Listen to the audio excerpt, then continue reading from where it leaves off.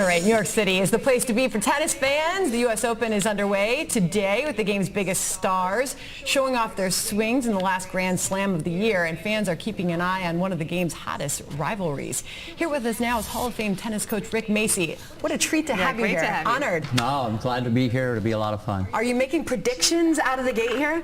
Well, I'll make a few. You know, first off, you got to kind of go with Djokovic. The fact that he won in Cincinnati, 23 Grand Slams, 10 Australian, 7 Wimbledon, 3 French, 3 U.S. Open, 95 singles titles. You can't make this up.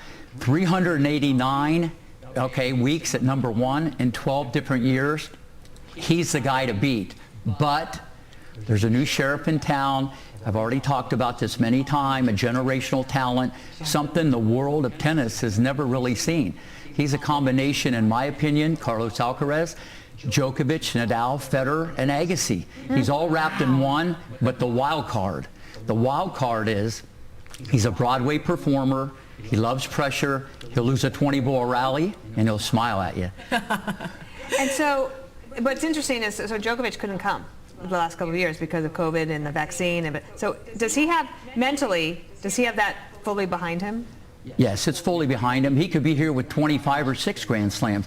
You know, he took a negative and turned it into a positive. You know, instead of feeling sorry for himself, he got more determined. He's so appreciative to play the U.S. Open. He's even on the record saying, this is the best tournament with the best crowds. Wow. So he's on a mission, and I think the mental strength from the Serbian GOAT that he got from Cincinnati went to another level. But Alcaraz is going to be a test. And he's just like the nice guy. He's got this infectious smile he does. Djokovic, this is really funny. This is July 16th on the rise of Alcaraz. Listen.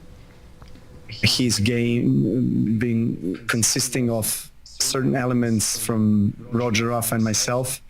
I would agree with that. I think he's got basically best of all 3 worlds. Roger and Rafa have their own, obviously, strengths and weaknesses, but Carlos is a very complete player.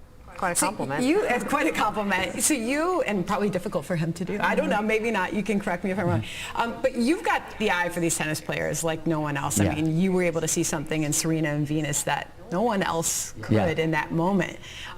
You're doing the same now, watching these young stars come up. Absolutely. See, Alcaraz, even 3 years ago, I saw something different. A lot of humility. You know, his 2 best strengths might be his mom and dad, the way this guy's wired, you know, and he just loves to play. And when you're all about the competition, you're going to perform under pressure. So that's why I kind of called it. But Djokovic is going to motivate him to try even harder. What about on the women's side? I think it's the U.S. wide open on the women's side. It's really become very fluid. You know, think about this. 30 Grand Slams have went out the window.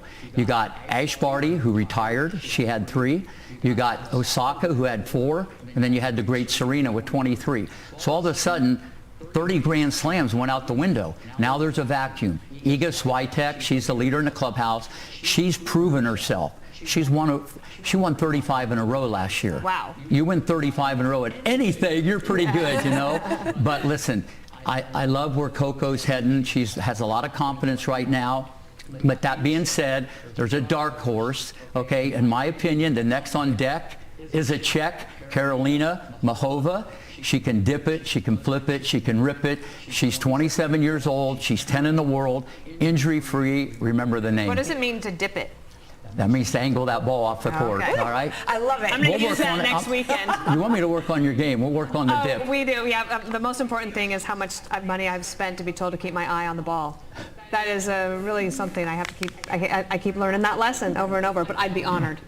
And you'd be embarrassed for me. No, we'll make it happen. We'll make it happen. Could you leave us off with one? I mean, Dana and I, we think we're awesome, and we probably have the same old bad habits club players have. Well, listen, I love challenges, so we'll give it a shot.